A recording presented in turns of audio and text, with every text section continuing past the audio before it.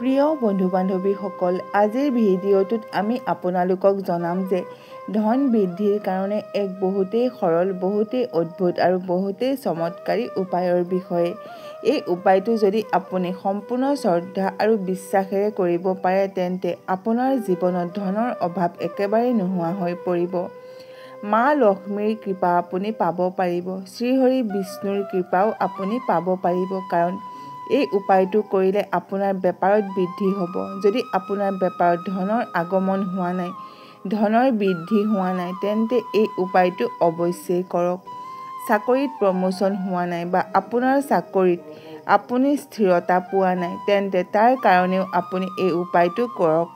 নিশ্চিত ৰূপত আপোনাৰ চাকৰিত প্ৰমোচন হ'ব, স্থিৰতা আহিব, ধনৰ বৃদ্ধি হ'ব। আৰু যদি আপুনি ধাৰ ঋণৰ দৰে সমস্যাত ভুগি আছে আৰু ধাৰ ঋণৰ পৰা বাহিৰলৈ ওলাই আহিব বিচাৰে, ধন টকা পইচাৰ আগমন হোৱা নাই, তেন্তে আপুনি এই উপায়টো কৰক। নিশ্চিত ৰূপত ধনৰ আগমন হ'ব, আৰু যেতিয়া ধনৰ আগমন হ'ব তেতিয়া নিশ্চিত ৰূপত ধাৰ ঋণৰ সমস্যাৰ পৰা মুক্তি পাব পাৰিব। যদি আপোনাৰ ঘৰত কোনো ধৰণৰ সুখ সমৃদ্ধি হোৱা নাই, ধন টকা পইচাৰ বৃদ্ধি হোৱা নাই, নাইবা ধন আহে কিন্তু টিকি নাথাকে, ধন টকা পইচা অযথা কামত খৰচ হৈ যায়, বেমাৰত, ধাৰ ঋণত, নাইবা ইফালে সিফালে পইচা ওলাই যায়, যিমানেই টকা পইচা নাহক কিয় কিন্তু ঘৰত ৰৈ নাথাকে, এটকাও পইচা ঘৰত নাথাকে, আৰু সময়ত পইচা নথকাৰ কাৰণেই আপুনি ধাৰ ঋণ ল'ব লগা হয়।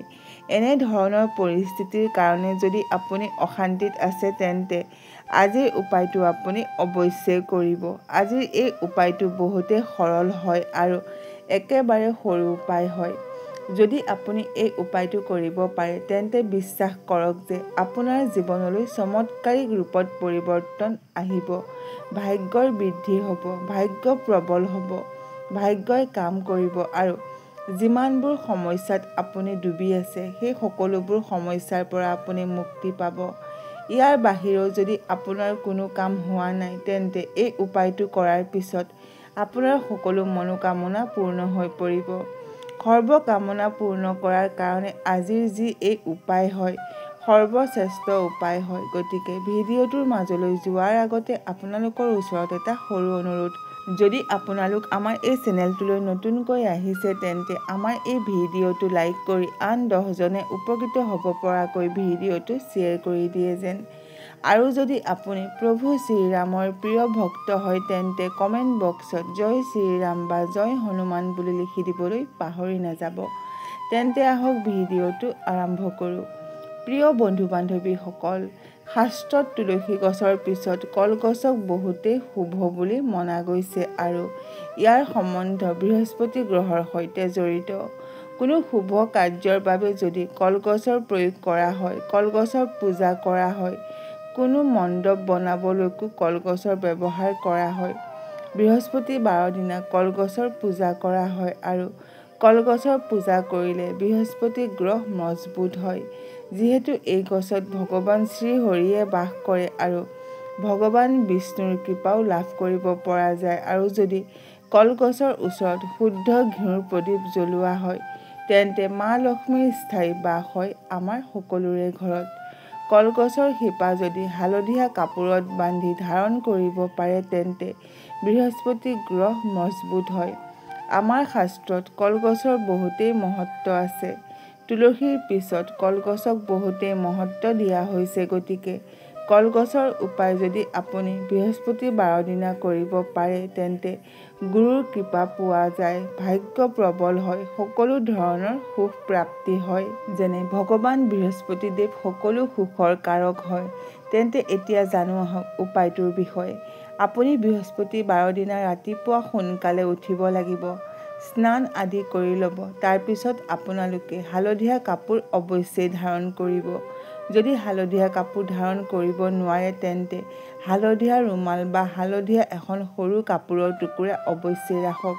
ইয়াৰ দ্বাৰা গুৰু মজবুত হয়, ভাগ্যই কাম কৰে, আৰু আপুনি যি কামেই কৰিব তাত আপোনাক ভাগ্যই কাম কৰিব আৰু কামবোৰ হ'বলৈ ধৰিব। তাৰপিছত আপুনি কি কৰিব লাগিব? এজোপা কলগছৰ ওচৰলৈ যাব। যিকোনো এজোপা কলগছ আপুনি বিচাৰি লওক। তাৰ পৰা অলপ শিপা আপুনি ল'ব লাগিব। আপুনি ৰাতিপুৱা সময়ত স্নান আদি কৰি এই কামটো কৰিব। প্ৰথমে কলগছৰ পূজা কৰিব। তাৰপিছত সেই গছজোপাৰ পৰা অনুমতি লওক। যিহেতু কলগছক বৃহস্পতি দেৱতাৰ সৈতে জড়িত বুলি মনা যায়, ভগৱান বিষ্ণুৰ বাস বুলি মনা যায়, গতিকে ভগৱান বিষ্ণুৰ পৰা অনুমতি লওক। তাৰপিছত অলপ শিপা লৈ আপুনি তাৰ পৰা গুচি আহক। আপুনি ঘৰলৈ আহি আপোনাৰ ঘৰৰ ঈশান কোণত য'ত আপোনাৰ মন্দিৰ আছে সেই ঠাইত আপুনি এই শিপাডাল ধুই লোৱাৰ পিছত ভগৱান বিষ্ণুৰ সন্মুখত এগছি শুদ্ধ ঘিউৰ প্ৰদীপ প্ৰজ্বলন কৰক। তাত ধূপ আৰু দীপেৰে ভগৱান বিষ্ণুৰ পূজা কৰক। তাৰপিছত এই কলগছৰ শিপাডাল এখন হালধীয়া কাপোৰত ৰাখি লওক।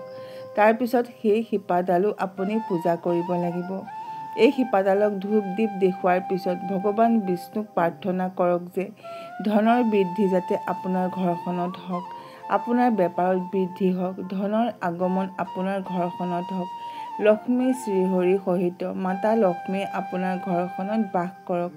এইদৰে প্ৰাৰ্থনা কৰাৰ পিছত এই শিপাডাল হালধীয়া কাপোৰত বান্ধি আপোনাৰ ঘৰত ধন থোৱা বাকচ, আলমাৰি বা লকাৰত মানে যি ঠাইত আপুনি ধন ৰাখে সেই ঠাইত থৈ দিয়ক। বৃহস্পতিবাৰৰ দিনা ৰাতিপুৱা সময়ত আপুনি এই কামটো কৰক আৰু এই কামটো কৰাৰ পিছত নিশ্চিত ৰূপত আপোনাৰ ঘৰখনত ধন টকা পইচা বৃদ্ধি পাব। মা লক্ষ্মীৰ কৃপা পাব। শ্ৰীহৰি বিষ্ণুৰ কৃপা লাভ কৰিব। ধন টকা পইচাৰ যিকোনো সমস্যাই নাথাকক কিয় এই উপায়টো কৰাৰ পিছত আপোনাৰ যিকোনো ধৰণৰ সমস্যা দূৰ হৈ যাব।